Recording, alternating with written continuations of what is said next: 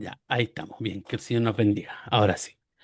Bien, para quienes pudieron anticipar la lectura del capítulo 10, vamos a tener un pequeño comentario al respecto. Lo que vamos a ver en el capítulo 10 de Primera de Reyes en este día nos presenta dentro de la lectura uno de los momentos más importantes, uno de los momentos más gloriosos, por así decirlo, de la vida del reinado de Salomón. Por supuesto, después que Dios le concediera la sabiduría que él le pidió al Señor, de la mano vino la riqueza y por supuesto también vino la honra. Lo que Salomón pidió, recordemos, en el capítulo 3 de Primera de Reyes, fue que él quería sabiduría solamente. Y de la mano de eso arrastró la riqueza y la honra, también esa sabiduría para poder administrar todo lo que en el contexto histórico de lo que hemos leído ya sabemos. Entonces iba bien de la mano esa sabiduría con la riqueza y la honra que Dios le dio. Solicitó sabiduría y por ende la riqueza también llegó en conjunto. Eh, En el capítulo de hoy nos muestra cómo la sabiduría de Dios, la sabiduría que Dios le dio a Salomón, llegó a ser reconocida incluso por reyes, por pueblos y lugares muy lejanos de Israel. También nos va a mostrar la enorme prosperidad que existió y que hemos podido ver hasta este capítulo en el pueblo de Israel durante el gobierno del rey Salomón. Pero también vamos a ver que, sin embargo, el capítulo nos va a dejar una enseñanza importante. Tener sabiduría, riqueza y tener fama, por supuesto, es una bendición. Pero el Señor nos enseña una cosa a través de su palabra y hoy lo podemos aprender, que todas estas cosas deben ser usadas con humildad y también con obediencia a Dios. No podemos dar uso de una manera altanera a lo que Dios ha proveído en cuanto a la sabiduría de parte de Él. Y el capítulo, como les decía anteriormente, nos relata el apogeo del reinado del rey Salomón. Nos va a narrar desde un primer contexto hasta el final la visita de la reina de Saba, perdón, quien corroboró eh, la sabiduría del rey, quien corroboró la brillantez que tenía Salomón para poder dirigir a Israel. Y por supuesto que también concluye con una descripción Dios mío, del decía, poderío militar y económico. Aunque ya en este caso, y vamos a ir viendo al final, con respecto a la descripción de su poderío militar y económico, ya comienzan a haber algunos indicios, ya se asoman, como decimos, algunas señales de desobediencia espiritual. Bien, vamos a ir, yo por ahí titulé, tenía mi teléfono, eh, titulé un poco los versículos que íbamos a estar revisando en este día. Y en el contexto general lo llamamos Alcanza la cima de su grandeza, que es el capítulo 10, desde el verso 1 hasta el verso 29. Ya del versículo 1 al 13 vamos a ir, voy a irles leyendo algunas partes, ya. Y habla sobre la visita de la reina de Sabá, visita a Salomón. La reina de Sabá visita a Salomón. Dice, oyendo la reina de Saba la fama que Salomón había alcanzado por el nombre de Jehová, ¿a qué vino? Vino a probarle con preguntas difíciles.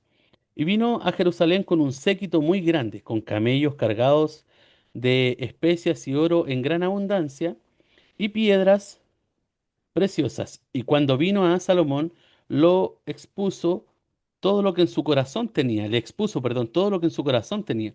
Y Salomón le contestó todas sus preguntas y nada hubo que el rey no le contestase. Y cuando la reina de Saba vio toda la sabiduría de Salomón y la casa que había edificado, asimismo la comida de su mesa, las habitaciones de sus oficiales, el estado y los vestidos de los que le servían, sus maestresalas y sus holocaustos que ofrecía en la casa de Jehová, se quedó asombrada y dijo, y aquí vamos poniendo atención en la lectura, dice, verdad es lo que oí en mi tierra de tus cosas y de tu sabiduría, pero yo no lo creía hasta que he venido y mis ojos han visto que ni aún se me dijo la mitad. Es mayor tu sabiduría y bien que la fama que yo había oído. Bienaventurados tus hombres, dichosos estos tus siervos que están continuamente delante de ti y oyen tu sabiduría. Jehová tu Dios sea bendito, Jehová tu Dios sea bendito, le dice ella, que se agradó de ti para ponerte en el trono de Israel, porque Jehová ha amado siempre a Israel. Te ha puesto por rey para que hagas derecho y justicia, y dio ella al rey 120 talentos de oro y mucha especiería y y piedras preciosas. Nunca vino tan gran cantidad de especias como la reina de Saba dio al rey Salomón. Luego dice, la flota de Irán que había traído el oro de Ofir, traía también de Ofir mucha madera de de sándalo y piedras preciosas, y de la madera hizo el rey balaustres para la casa de Jehová y para las casas reales, arpas también y salterios para los cantores. Nunca vino semejante madera de sándalo, ni se ha visto hasta hoy. Y el 13 dice, el rey Salomón dio a la reina de Sabá todo lo que ella quiso y todo lo que pidió, además de lo que Salomón le dio, y ella se volvió y se fue a su tierra con sus criados. Bien, esa es la lectura general de los primeros versículos del 1 al 13 y podemos ver la visita de la reina, la visita que la reina realiza a Salomón. Lo que podemos ver acá es un relato de una visita tal vez un poco diplomática de una monarca, en este caso, de la reina, hacia la corte, hacia el palacio, hacia la casa del rey Salomón. Por supuesto, debemos reconocer que la reina, en este caso, no era solo la esposa de algún rey, solo se nombra a ella en este caso, ¿ah? Sino que ella controla como reina su propio país, según lo que la historia nos narra. Es muy probable que algunos tratos comerciales en esta situación o en esta visita pudiesen entrar en juego entre la visita de la reina y el rey Salomón. Aunque en realidad este elemento no es lo que se acentúa en la narración que nosotros acabamos de leer. En algunos contextos generales, la ubicación de Saba, según la arqueología, provee un poco la historia del conocimiento de un reino que estaba muy bien establecido en la parte sudoeste de Arabia. Eso en un contexto general para ir comprendiendo. No hay nada fuera de lugar que hubiera un intercambio de regalos lujosos, como lo podíamos leer en aquel entonces, pues era la costumbre que había en ese contexto, era la costumbre oriental que había poder realizar un intercambio de regalos en la visita de un reino a otro. Lo que el relato bíblico nos reporta de manera fiel es el asombro y la admiración de la reina por la opulencia en la que vivía Salomón y por las destrezas administrativas en cuanto a la sabiduría que Salomón tenía en su ser, ¿ya? La visita que la reina realizó al rey Salomón, por supuesto, también se puede considerar como un segundo acontecimiento, uno como el segundo acontecimiento en realidad más importante después de la construcción del templo. También nos apoya bastante la lectura, el libro de Segunda de Crónicas en su capítulo 9 del verso 1 al 12 también ahí podemos encontrar un respaldo. ¿Por qué se puede considerar como el segundo acontecimiento más importante después de la construcción del templo con respecto a Salomón? Porque eh, recuerden que en Mateo 12, y yo lo voy a leer, Mateo 12, 42, si lo buscan ustedes también, eh, es tan importante porque es así, no solo por la visita de la reina, en este caso a Salomón, sino porque incluso Jesús mismo, en el capítulo 12 del verso 42, se refirió a ella. Y lo podemos leer en la siguiente manera. Dice, dije 12, 42, 41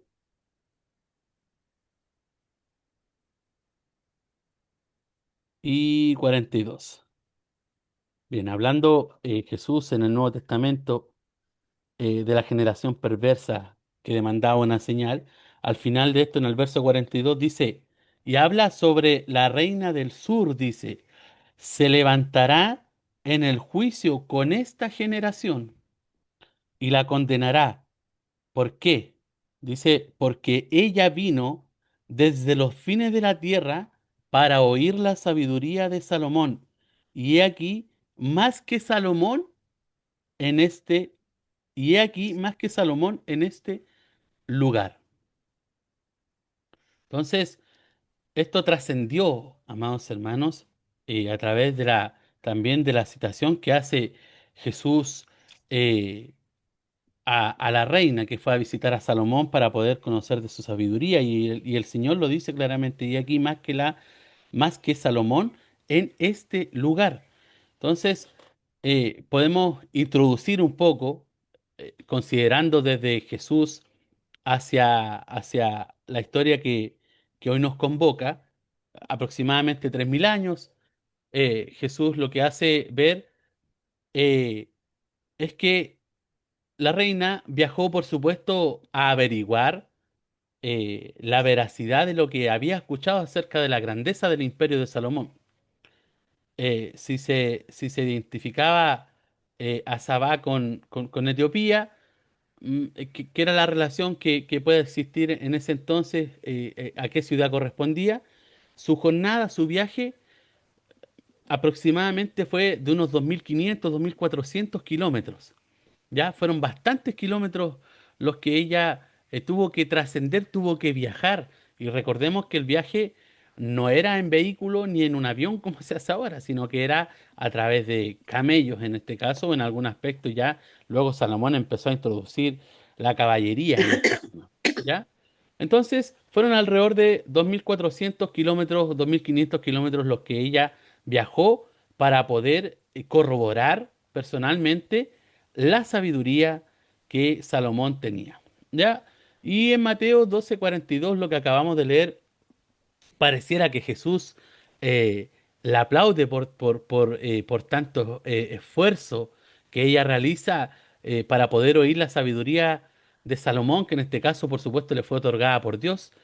Eh, y, y- y era como una persona que vivía fuera del pueblo de Jehová, como esta reina, buscó respuesta de uno dentro de ese pueblo de Israel. Por supuesto, para ella con resultados muy interesantes, muy llamativos. La historia de la visita de la reina, por supuesto, también nos ayuda a nosotros a reflexionar sobre los encuentros que podamos tener también con aquellos que no creen en el Señor, pero que vienen a través de nosotros, ¿ya? A través de nuestro encuentro. Aquellos que no creen en el Señor, o muchas veces lo hablamos como que nuestro testimonio habla. Entonces, eh, también puede ser una reflexión que nos pueda servir a nosotros.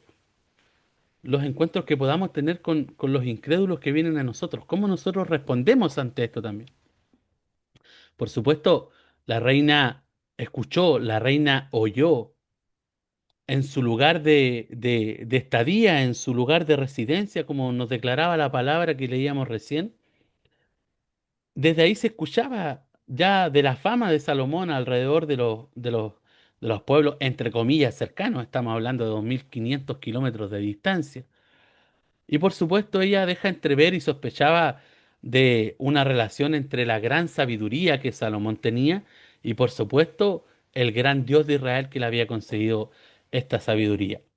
Lo que logramos disuadir y leer a través de este pasaje son que le hizo algunas preguntas a Salomón, ¿cierto? ¿Y qué hizo él? Por supuesto, se las respondió con mucha sabiduría de parte del Señor. Ahora la pregunta está en reflexión hacia nosotros en nuestra actualidad. ¿Cuántas personas nos sabrán o nos harán preguntas porque han oído algo al respecto a lo que Dios nos ha dado o a lo que Dios ha hecho con nosotros? La reina, por supuesto, investigó, pero ella se quedó muy asombrada de lo que vio y de lo que escuchó de manera presencial de Salomón. Y por supuesto lo que ella hizo, que atribuyó lo que encontró al eterno amor de Jehová por Israel y por el rey Salomón. ¿A qué atribuyen las personas cuando vienen o buscando y sabiendo que nosotros tenemos a un Dios vivo y poderoso? ¿Lo atribuyen al Señor?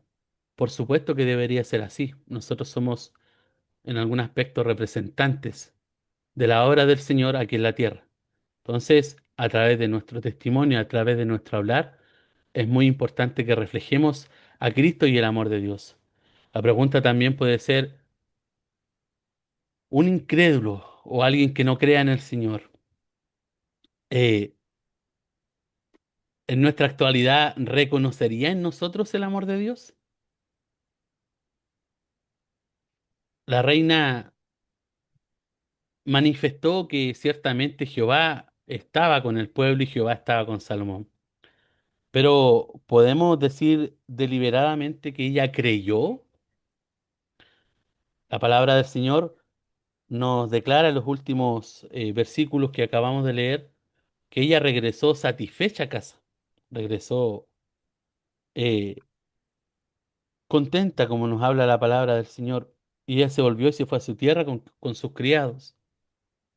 Eh, no sabemos si ella en alguna circunstancia, y la escritura y el texto no nos declara eh, de una manera tan explícita si ella llegó en algún aspecto a adorar al Dios de Israel.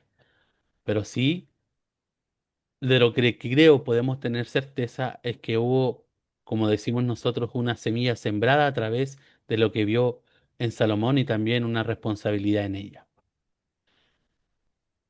También nos cabe preguntar si es que resultaría en nuestra vida actual eh, convertido algún incrédulo por un encuentro que tengamos que tenga con nosotros.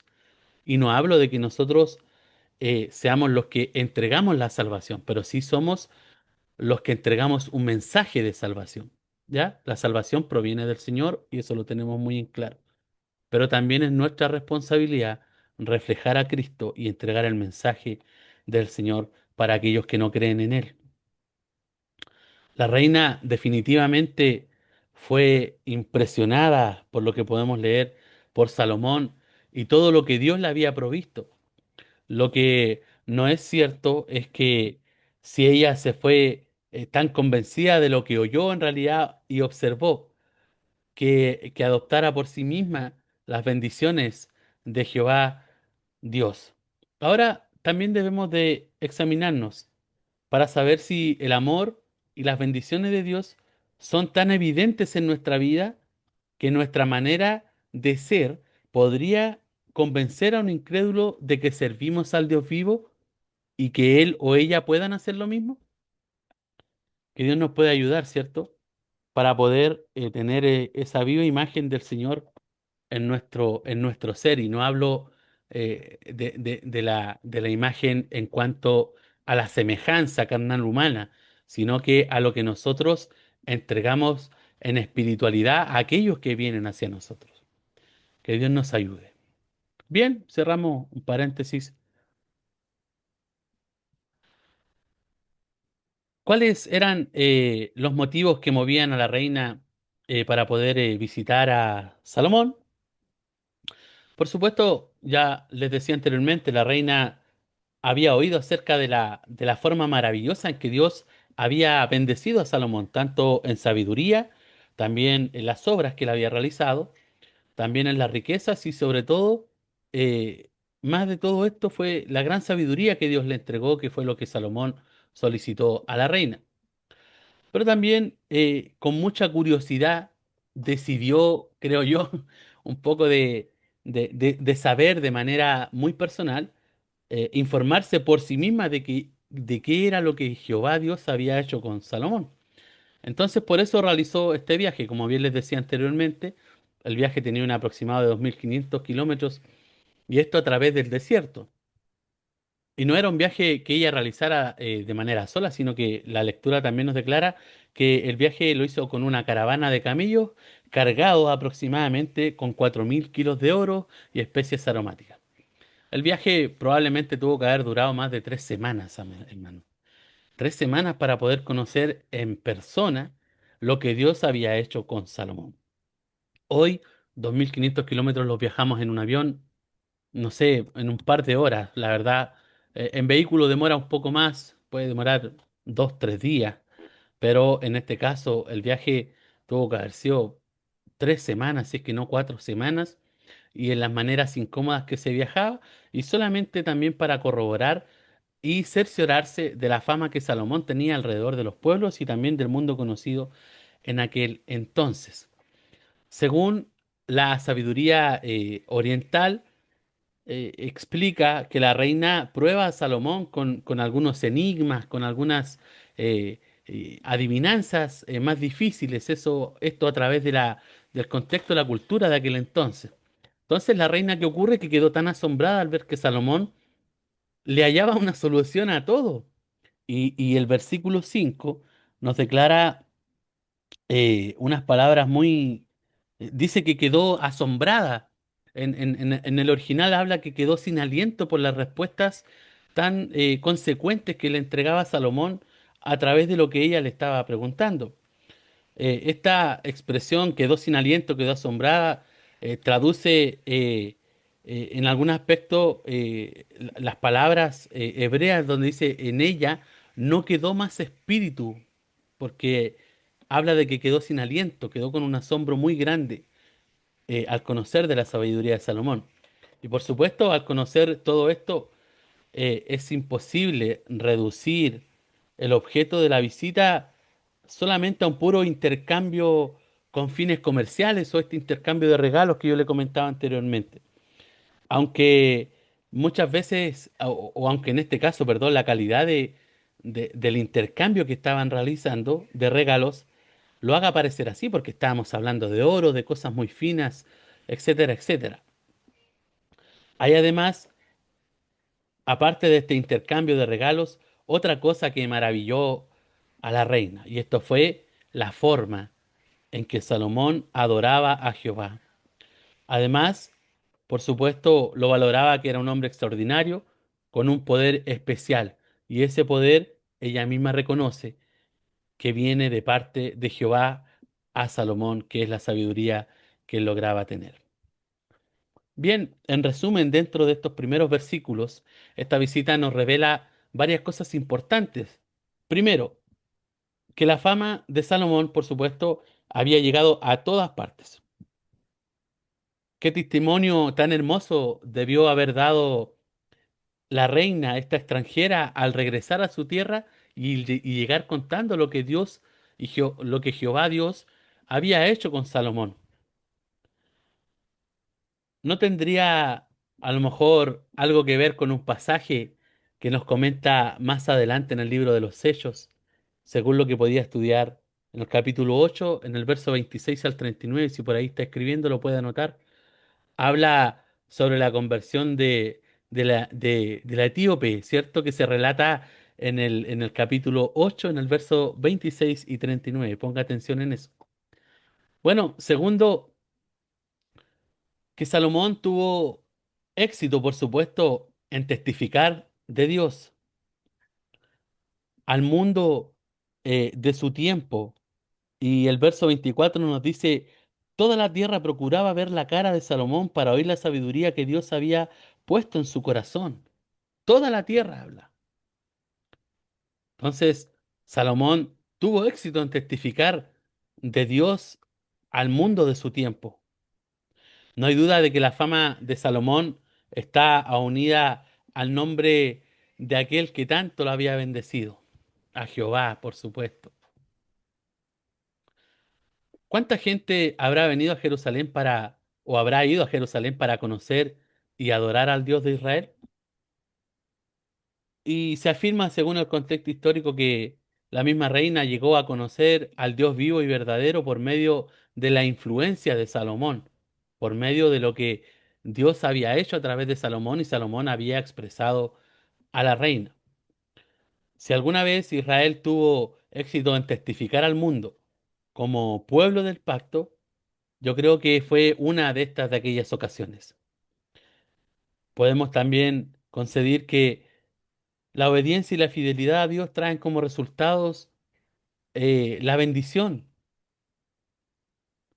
Y en tercer lugar, cuanto más poderoso hubiera sido este testimonio, cuanto más poderoso, perdón, hubiese sido este testimonio, si no lo hubiera debilitado por malgastar tiempo, por malgastar riquezas y energías en cosas inútiles, que es lo que vamos a ir viendo más adelante. Esto ya nos va anticipando un poco a lo que va a pasar con Salomón. Estas mismas solo sirvieron para satisfacer los antojos personales de Salomón, como nos habla el verso 22, dice, porque el rey tenía en el mar una flota de naves de Tarsis con la flota de Irán. Una vez cada 3 años venía la flota de Tarsis y traía oro, plata, marfil, monos y pavos reales.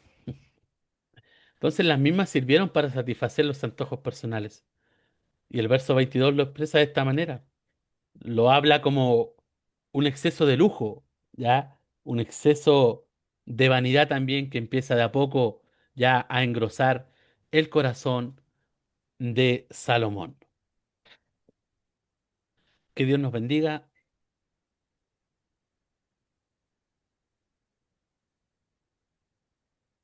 ¿Alguna duda, alguna consulta, alguien que quiera acotar algo? Y si no, pasamos al siguiente punto.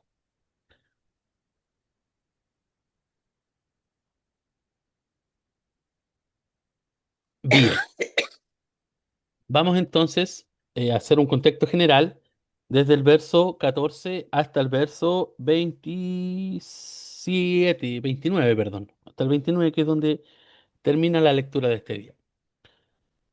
Bien, lo que podemos ver a través de esos versículos habla sobre las riquezas que entraron al reino de Salomón. Eran impresionantes, hermanos, y eso lo podemos ver. De hecho, el subtítulo que tiene el versículo 14 habla de las riquezas y la fama de Salomón. Las riquezas que entraron al reino eran impresionantes. Cada año ingresaban más de 22.000 o 22 toneladas eh, de oro. Hay una expresión acá, por ejemplo, el verso 14 habla y dice, el peso del oro que Salomón tenía de renta cada año era ¿de cuánto? De 60, perdón, y 6 Excelente. talentos de oro. 666 talentos de oro. Un número conocido luego más adelante, ¿cierto? Eh, Se traduce la expresión en cada año, pero hay algunos que discrepan y dicen que la recepción de semejante cantidad de oro sería durante un año de manera excepcional, ¿ya? Pero se estima que el total de ingresos anuales sobrepasaban, calculando un poco más contemporáneo, los 100 millones de dólares en promedio, ¿ya? Eso ahí puede hacer usted una diferencia en la cantidad de riqueza que entraba y que cobraba Salomón cada año, ¿ya? Un resumen de esta riqueza lo podemos ver en este relato, en el relato del 14 al 29. ¿Cuánto eh, costaría hoy que cada una de las cosas hechas cuánto costaría en realidad hoy que cada una de las cosas hechas de marfil y del oro más refinado de ese entonces. Sabemos que a través del transcurso de los años las cosas han aumentado su valor, se han multiplicado, pero en montones. Entonces, solo llegar a pensar cuánto podría costar en esta actualidad ya escapa de nuestra mente finita saber cuánto podría costar, tal vez. Sin duda, eh, que el trono, en este caso, el reinado de Salomón, significaba la perfección, significaba el poder y significaba el señorío del rey cuando estaba ejerciendo juicio, y es lo que nos enseñan los versículos 14 al 29. Pero en el versículo 16 y 17 vamos a ver algunos puntos donde habla sobre los escudos de oro servían solo de adorno, imagínense. Vamos a ver el 16. Dice, hizo también el rey Salomón 200 escudos grandes de oro batido. 600 ciclos de oro gastó en cada escudo. Mire cómo es. 600 ciclos de oro gastó en cada escudo. Asimismo, hizo 300 escudos de oro batido, en cada uno de los cuales gastó 3 libras de oro, y el rey los puso en la casa del bosque del Líbano. Eso tiene un nombre, ¿ah? Y parece que anteriormente se los podía decir en cuanto al exceso del lujo, al exceso un poco tal vez de la vanidad.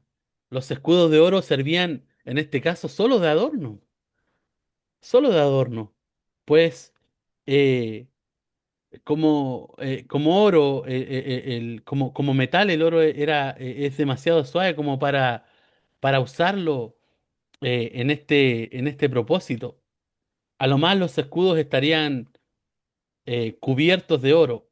Pareciera que estos escudos, los cuales nos habla, existían solo para lucir, para hacer resaltar, en este caso, la riqueza que tenía Salomón en su poder.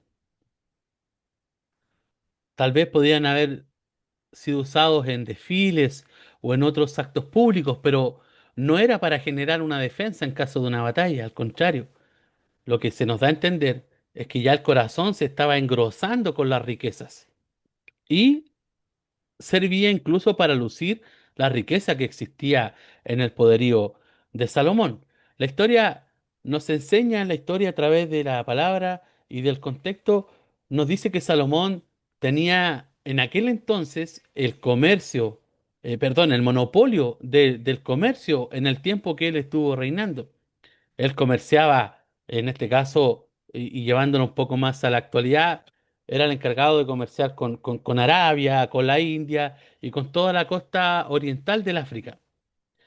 Y el ganarse el reconocimiento y el respeto de todos los reinos vecinos para él significaba el ingreso de maravillosas entradas, muchas veces en regalo, también muchas veces en mercadería o en intercambio.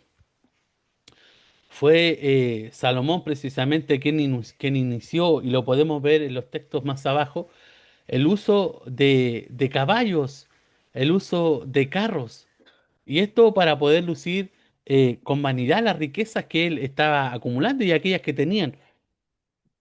Ya el corazón parece que se estaba de a poco en este capítulo comenzando a alejar del Señor. Ya el corazón se estaba un poco engrosándose de lo que podía tener, de lo que podía ganar, de lo que podía tener en su poder. Y estaba dejando de lado a ese Dios grande, a ese Dios poderoso, Jehová, que le había dado la sabiduría, y entre eso lo que venía por añadidura, pero ya la añadidura estaba comenzando a tomar el lugar central de su corazón en vez de quien le había concedido esta añadidura. Que Dios, por supuesto, nos pueda ayudar. Tuvimos un mensaje el fin de semana en relación a este tema. Bien, como les decía, Salomón fue quien inició en este caso el uso de caballos y de carros. eh, y lo hizo en tiempos de paz, cuando no era necesario, cuando no había guerras. ¿Y esto qué demostraba? por supuesto, daba claras luces de una señal que había mucha riqueza en su poderío. Además, todo este comercio, más el pago de impuestos, además de otras industrias que se hablan como el hierro y el cobre de aquel entonces, hicieron del reino de Salomón el más rico, el más grande y poderoso de su tiempo.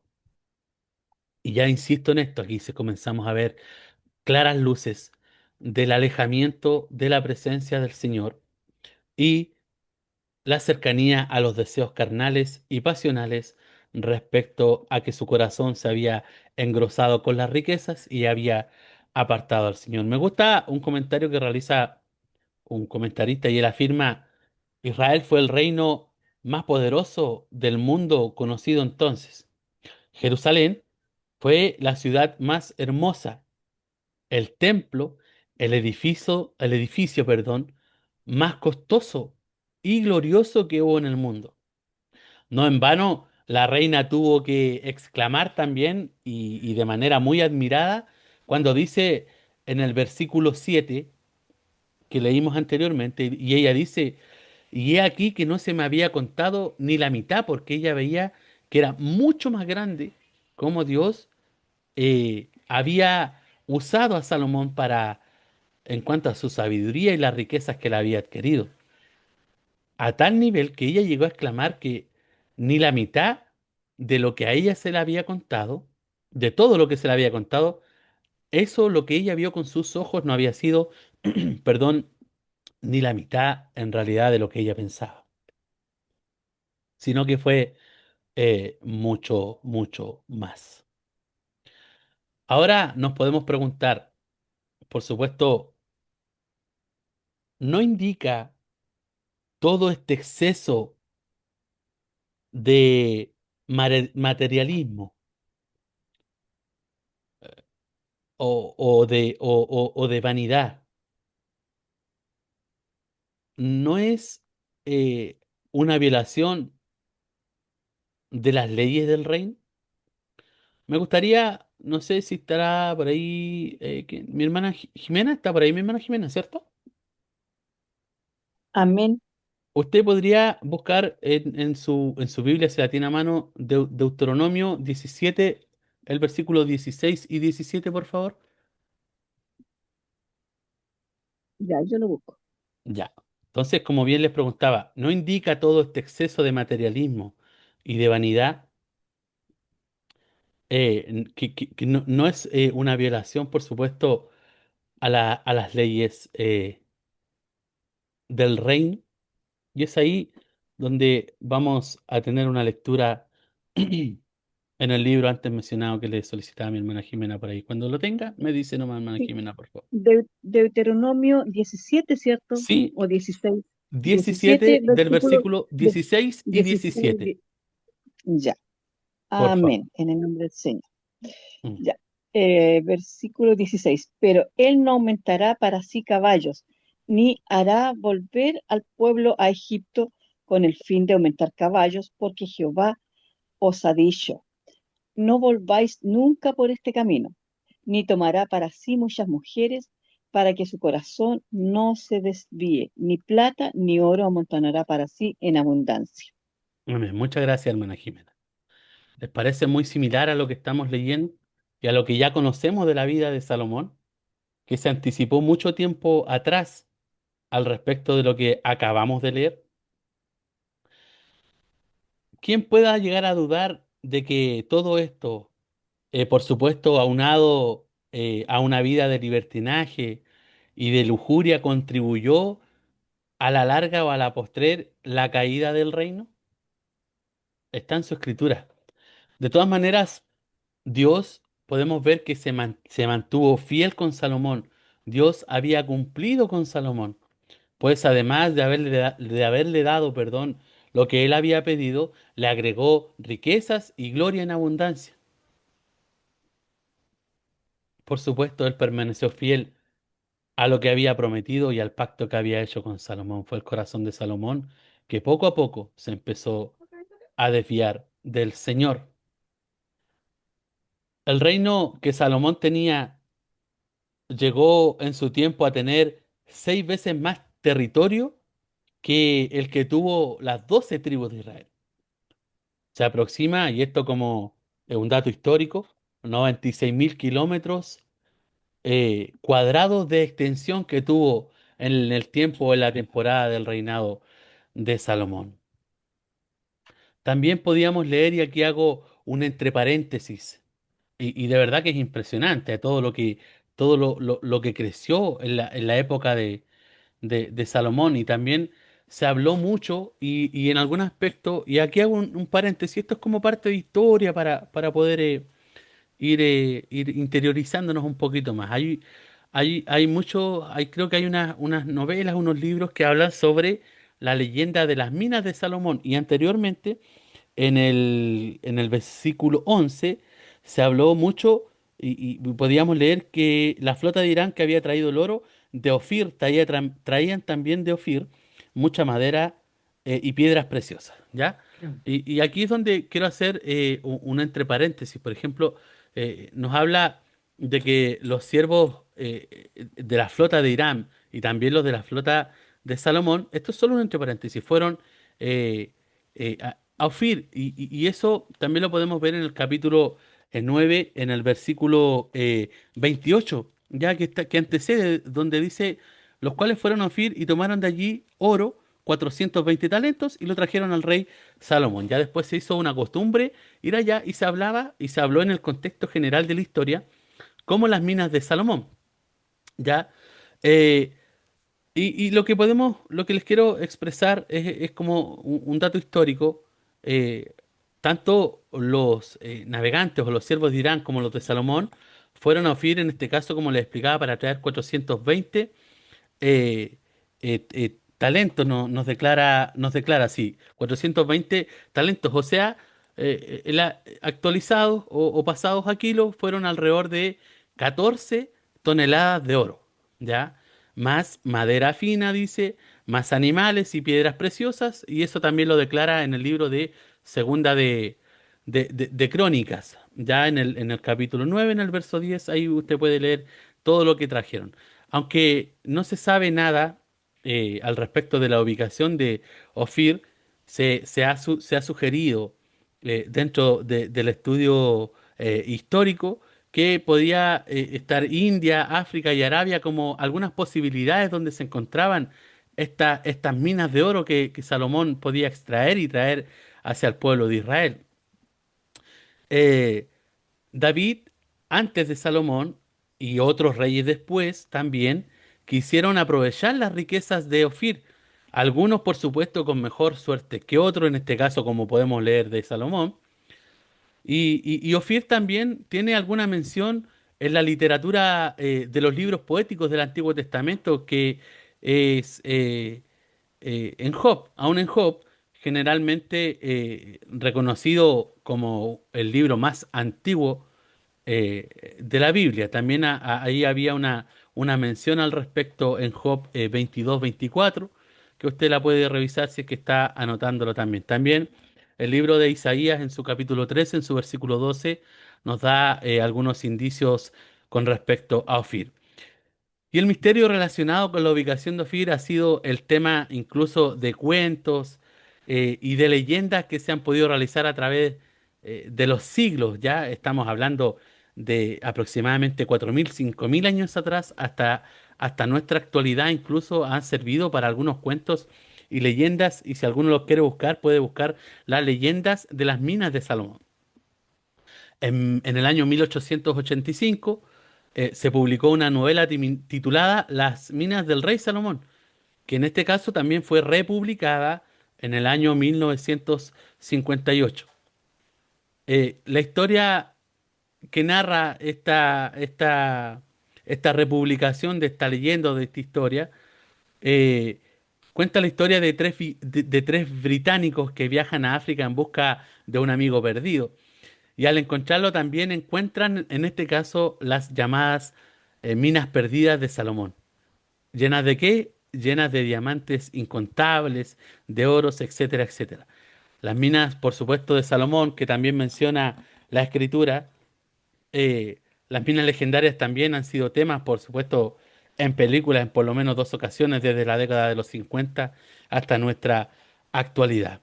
Podemos ver cómo trasciende la historia del rey Salomón hasta nuestra época, ¿ya? A través de esta historia que no muchos pudieron extraer y poder sacar ganancias a través de estas minas o de las riquezas de Ofir, en las que sí el rey Salomón, como decimos nosotros, le sacó el jugo en todas sus letras. Cierro paréntesis con esa historia sobre las minas de Salomón, ¿ya? Y bien, es muy importante observar también que desde los tiempos o desde los días de Natán, si bien se recuerda Natán el profeta, quien había participado eh, en el ungimiento del rey Salomón, hasta desde Natán hasta donde ya estamos en la lectura acá, Natán, como bien les decía, fue partícipe del ungimiento del rey Salomón. Podemos ver que hay una ausencia profética contra las apostasías que el rey estaba realizando. Pero esto ya Salomón había sido advertido de las calamidades y desgracias que traería el materialismo que tenía y su alejamiento, por supuesto, de aquel que le había entregado todo lo que él podía disfrutar y gozar en ese momento. Por supuesto, después, más adelante, en un contexto más contemporáneo, en la época de Jesús, podemos ver que eh, Jesús también amonestó, y lo vamos a buscar también en Mateo 6:29, contra el brillo pasajero de los bienes materiales. En el 6:29 dice, pero os digo que ni aun Salomón, con toda su gloria, se vistió así como uno de ellos.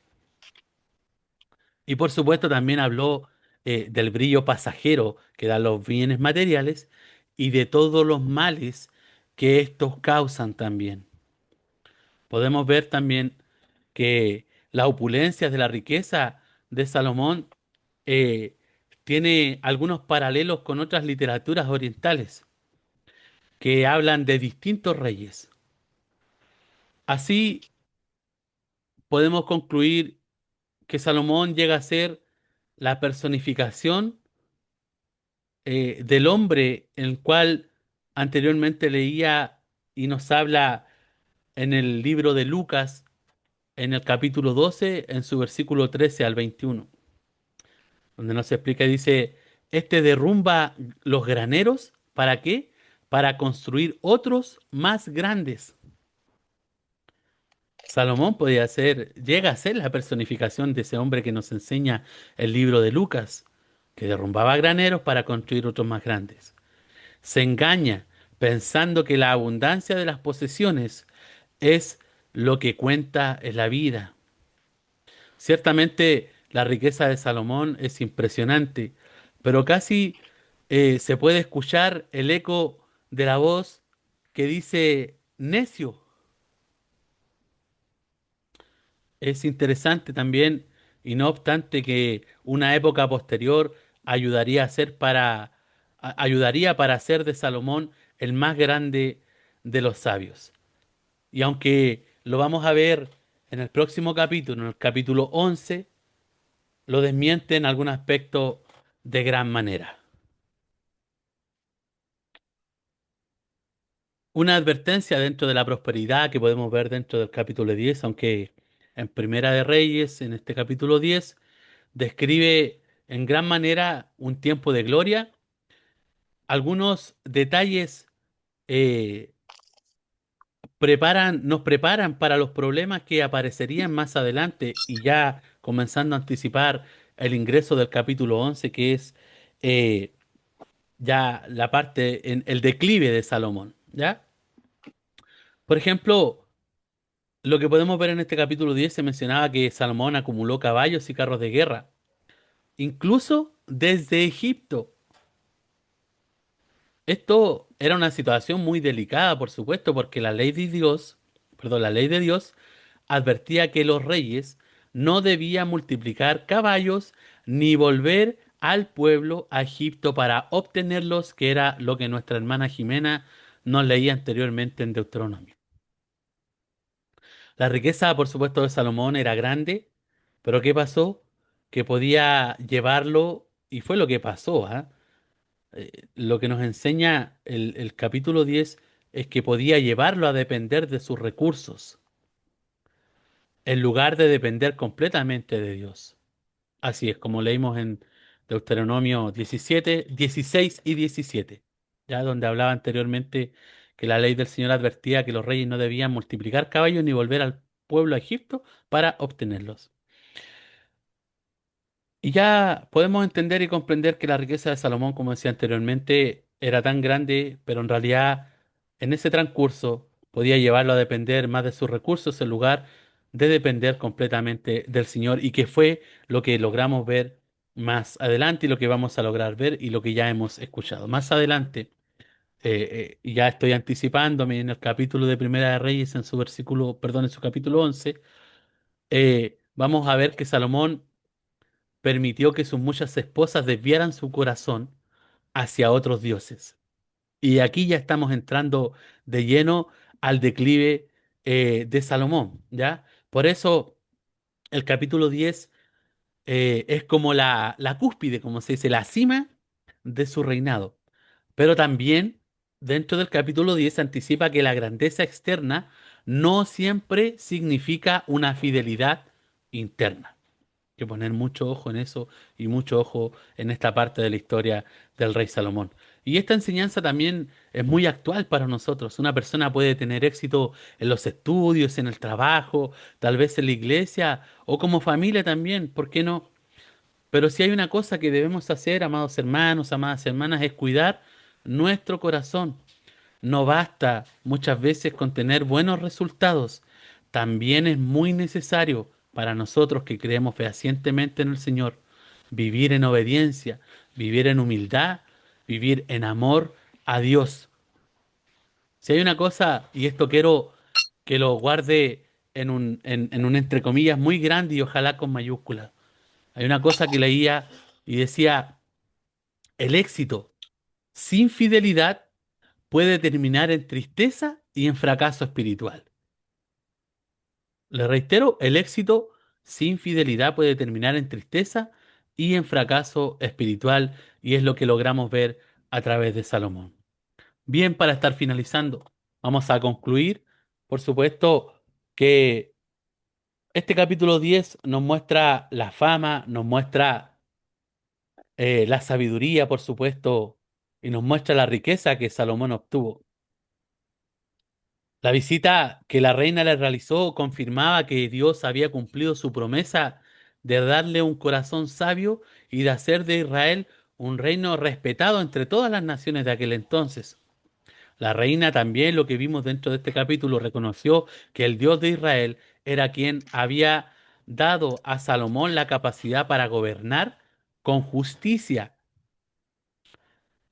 Y este capítulo nos enseña que la sabiduría, por supuesto, y lo hemos tratado en todo este lapso que hemos estudiado en el segmento de Salomón, que la sabiduría verdadera, por supuesto, proviene de Dios y debe ser usada ¿para qué? Para servir a otros, no solamente para nuestro beneficio propio, sino también es usada para servir a otros. También nos enseña que las bendiciones materiales, como lo que pasaba en esta circunstancia con Salomón, no deben alejarnos del Señor.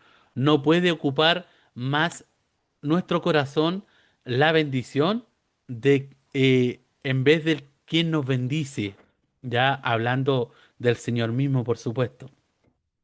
Salomón tuvo grandes riquezas, tuvo honor, tuvo poder, pero la historia posterior demuestra que ninguna riqueza, y esto es muy importante, ninguna riqueza puede reemplazar una relación fiel que podamos tener con el Señor. Por esta razón, la lección principal, por supuesto, es que primero debemos buscar primero la sabiduría, la obediencia a Dios, serle fieles al Señor.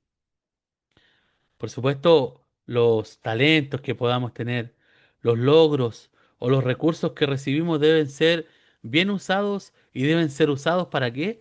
para glorificar al Señor, para ayudar a los demás y vivir con responsabilidad ante la presencia del Señor.